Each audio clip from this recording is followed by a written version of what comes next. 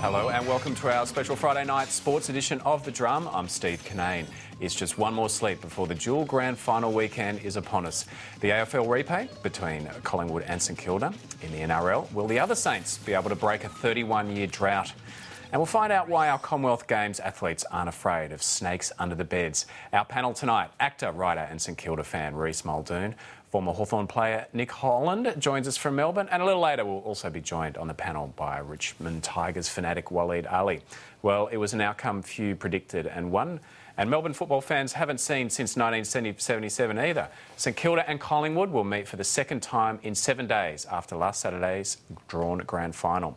The big question is who will handle the emotional and physical toll that comes with having to play another grand final. Nick, how hard would it have been for the players this week? Yeah, it was tough. We saw immediately after the game Nick Maxwell's comments.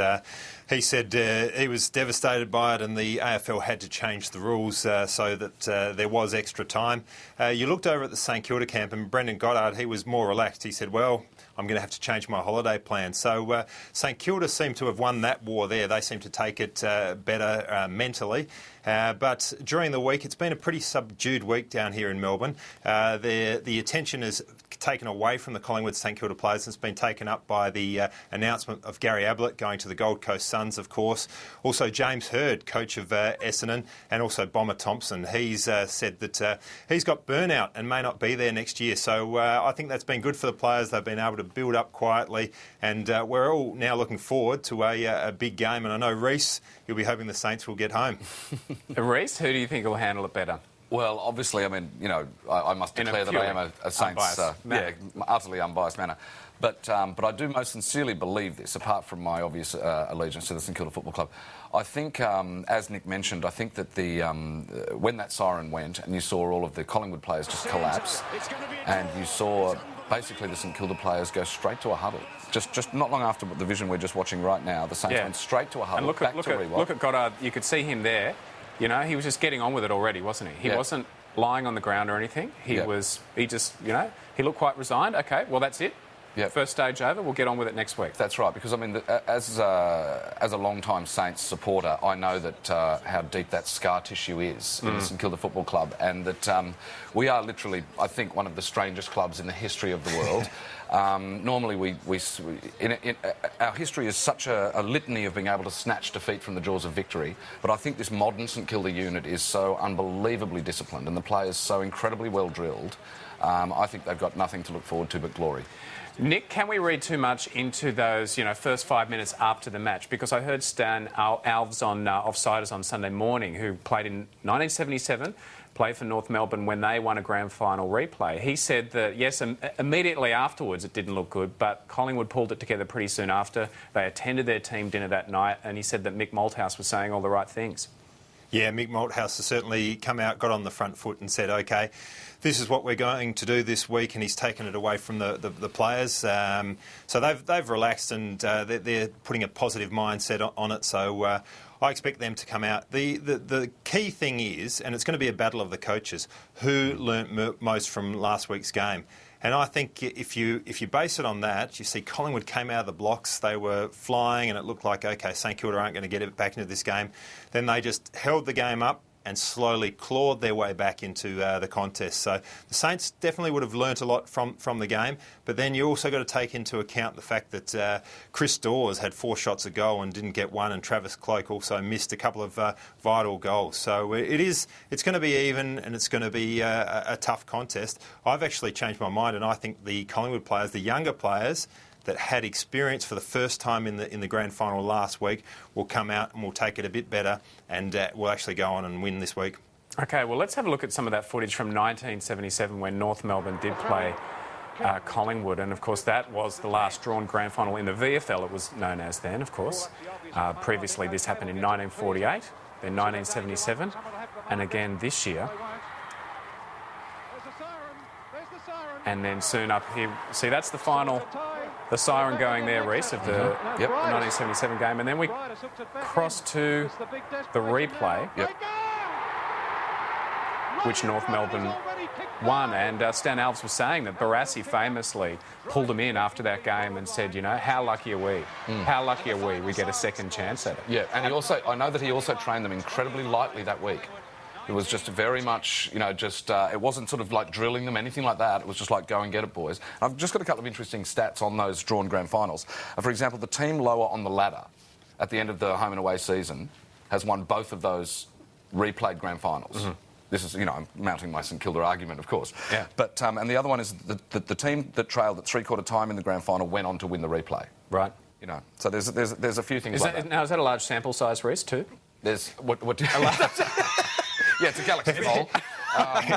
Everyone's looking for an omen, and the Collingwood fans are saying that the last grand final, it wasn't in September, because Collingwood get the Collywobbles in September. They actually won because of the extra week, because of the tied game between Essendon they tied. Collingwood tied with West Coast, and then the game was actually played in October, and Collingwood were able to win. But everyone is looking for an omen. But what it comes down to is the key matchups on the field. And last week we saw Dane Swan. He's the sort of tough go-getter. He was able to be subdued a bit by Clint Jones in the second half, and Lenny Hayes got on top of it. So that's going to be a key matchup coming up. Nick Riewoldt has a chance to make himself, you know, an out-and-out champion of the game by standing up and taking it by the throat. Once again, Prestigiacomo's not going to play, so it means young Nathan Brown is going to have to play on him, and it's going to be a tough game for him to back it up, because Nick Riewoldt would have learnt a few things on him.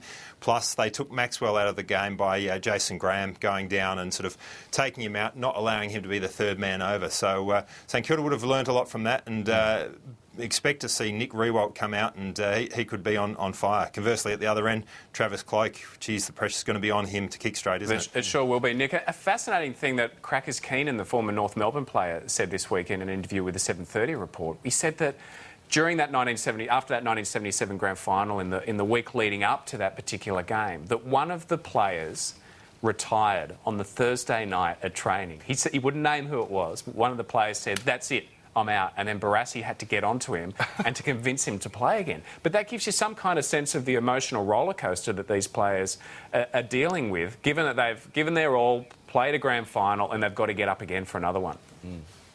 Yeah, I mean, you look at that, and we sort of go to the match winners, and Goddard was one of them, and he seemed to be he's a pretty laid-back type of guy, actually, but he seemed to be pretty laid-back, and you want those match winners to be like that. So a big moment, they can rise up to it. Conversely, we see that Leon Davis, who has the potential to be a match winner with his sneaky goals, and he did kick one, but he's been dropped and left out of it.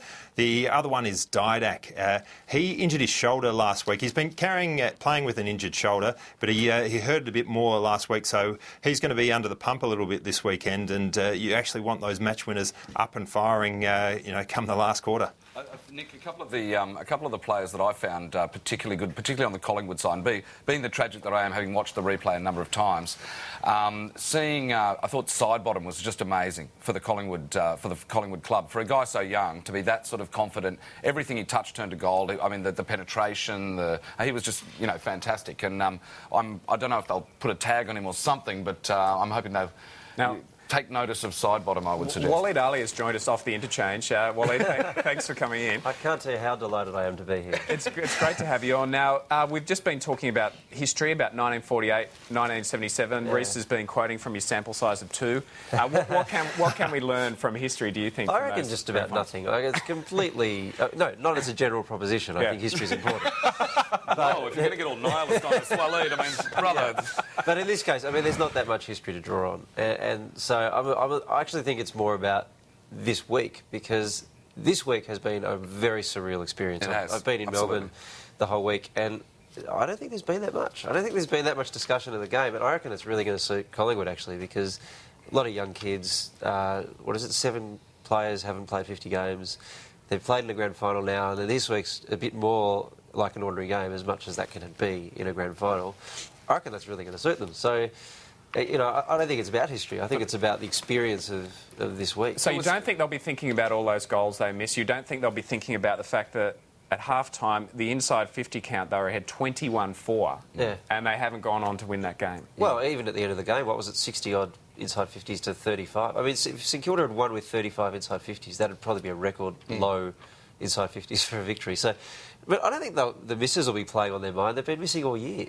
That's just normal. And actually their kicking wasn't that bad. There were a lot of rush behinds in that total that made it look more inaccurate. Yeah, but there was those crucial ones. It was that thing. It was like with the Geelong Hawthorne grand final when you saw Mooney spray one from like 10 metres out, and you just went, the footy gods aren't on your side today. And there was a bit of that going on with Collingwood. That's true. And conversely, when they played Geelong, there were balls bouncing 25 metres out and rolling through. Freakish, freakish. But I would argue that a couple of those goals, one skillful goal by Didak that was like left foot, left pocket, which was just one of the most brilliant goals. Yeah. Unbelievable goal. Yeah. But then you've also got the Dale Thomas one, which was just like this mongrel torpedo that somehow got through. And I go, well, so you've got the luck as well as the, it all kind of balances out. It does. But it was certainly surreal. Like speaking, because I only got back from Melbourne on Wednesday and now I've got to fly back again tomorrow morning, but just seeing all these football fans just staggering around the streets looking post-nuclear. You know what I mean? Like, I'm just going, what just happened? And also, no parade, no grand final breakfast. Yeah.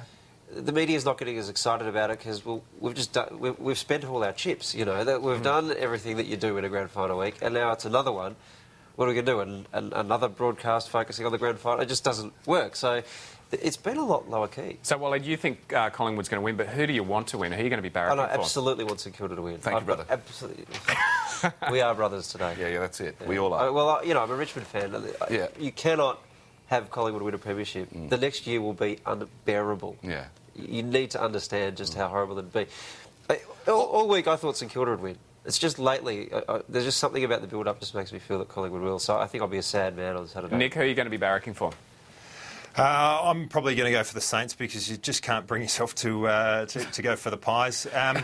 Geelong, the last couple of years, have been humble winners. I don't think Collingwood can do that. They win a premiership, we'll be hearing about it for another 30 years until they win their next one. Well, I do have to say, though, like, just to defend Collingwood, being there at the ground, and when the siren went, right, I was of the school of thought of just went like, awesome, another week of footy. I didn't feel deflated. I was just going like, one less winter without football. You know what I mean? Like that whole 6 months of no football, which I was just horrified by. We got another week of it. But also the mutual respect between St Kilda supporters and Collingwood supporters, I have to say, in Collingwood supporters' defence, was amazing. Everybody was just going like, there was a mutual respect going on at that ground. Well, maybe they have. They'll go home and brush their tooth or whatever, Well, can I say just one thing? I'd be a little bit sad if St Kilda win just because I love the romance of St Kilda only ever having won one flag, and that being by a point against Collingwood. Like, that's the ultimate footy story. And I just want to win by 2 points. That'll be trashed. Yeah. Now, what about the selections? Leon Davis replaced by Tyson Goldsack. Yeah, what will that mean? Good change, I think. I mean, Goldsack's a great in, I think. I mean, Leon, Malthouse has been very patient with him. Like, that's just a lot of football people have just been going like, why has he been so patient with him? Like, it's sort of like just giving him every opportunity. And Davis didn't do much. I mean, he kicked a goal, but other than that, really didn't do much. And Goldsack will be, I think, pretty solid. What do you think? Yeah, I think he will. I wonder if it means the end of Leon Davis' career. Actually. I wouldn't be surprised. Because this is a team that is going to win premierships now. I've already marked down Collingwood will win the premiership next year. There's no one else that's really going to get closer than I can see. It's an early bid, but nonetheless. Sheesh. And if he's not a grand final player, then what's his role there? Nick, is that a good swap? Yeah, well, I think Goldsack will come in to curb Lenny Hayes' influence. He is sort of able to be a shutdown player, so it's a good inclusion there. Leon Davis famously had no kicks, no possessions, nothing in the grand final against Brisbane back in 2003, I think it was. So he hasn't been able to perform on the big stage, but I can understand Mick Malthouse trying with him because he's got that excitement, that flair, and his goal was important, but really he just didn't give enough. The one that I was surprised about was Prestigiacomo not getting the call back. He certainly looked fit last week. He came out and said, I'm only 95% fit. Obviously 100% this week, but still they didn't choose the sort of experience over the youth and the form of